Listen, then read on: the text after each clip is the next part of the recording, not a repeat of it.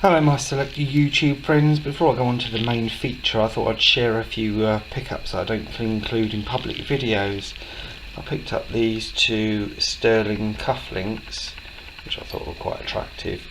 They're not really worth massive more than spot because they're just stamped 925, they haven't got British hallmarks, but I thought they're a usable item, especially I've got an event to attend in Yorkshire this year, so I'll clean them at some point and wear them.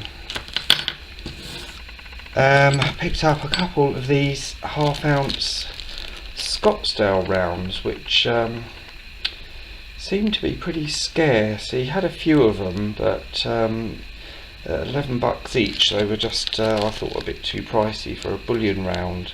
But anyway, I got those, and I picked up a 1/10 American Gold Eagle at the LCS as well for $137 US, which I thought was a pretty good price.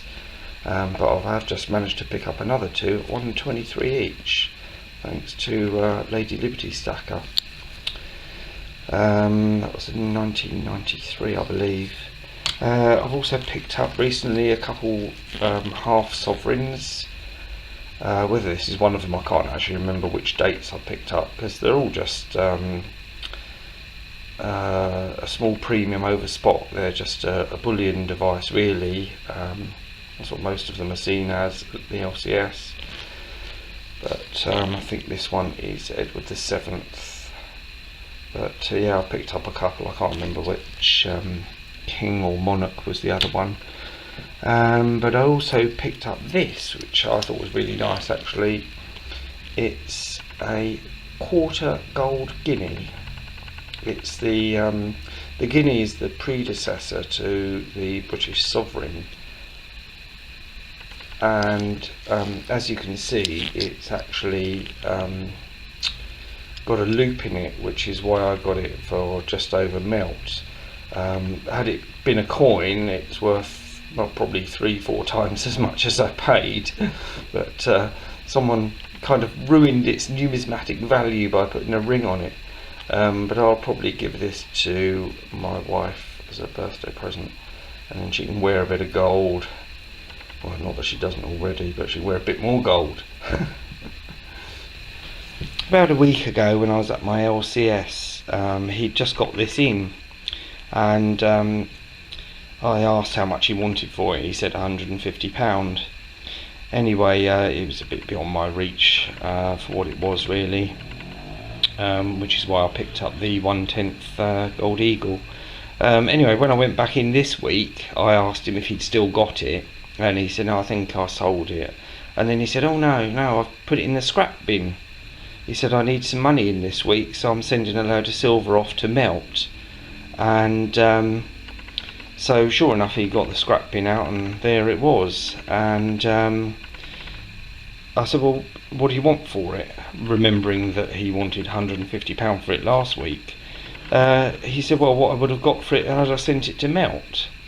So he said £115, and he said, oh, let me check the live price. And of course that was the day that silver dropped, and he checked the live price, weighed it, 276 grams, and he said, oh no, that's 110. I said, oh, I'll take it then, thank you very much. So I basically bought this stunning goblet, solid sterling silver, it just hasn't got a weighted base or anything, for melt value, and it's a lovely piece, got the full British hallmarks there. This is the date mark, the Z, as you know it, a Z, which is 1942 in that cartouche. The Lion Passant, which means it's sterling silver, and the crown, which is Sheffield, and the maker I haven't actually looked up yet, but for what I paid for it, absolutely gorgeous piece, absolutely stunning.